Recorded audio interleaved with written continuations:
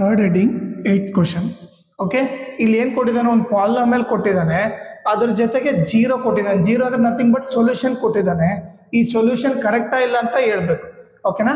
So ಅದು ಯಾವ ಥರ ಅಂತ ನೋಡ್ರಿ. ಅವ್ನು ಕೊಟ್ಟಿರೋದೇನು, P of X is equal to 2x + 1 ಅಂತ ಕೊಟ್ಟಿದ್ದಾನೆ.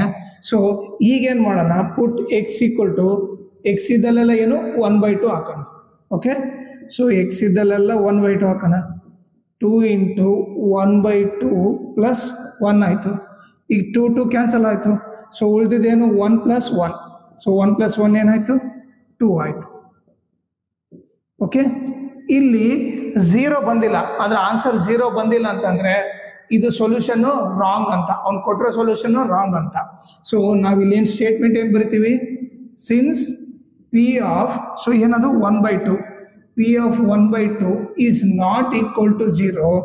ಸೊ ಏನು, ಇದು ಕೊಟ್ಟರೆ answer x equal to 1/2 is not 0 of this polynomial ಅಂತ ಬರಿತೀವಿ.